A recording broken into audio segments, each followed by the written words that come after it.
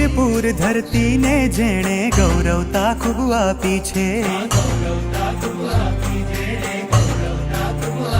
હો સંયમને ગ્રહીને જેણે નિર્મળતા ખૂબ પામી છે,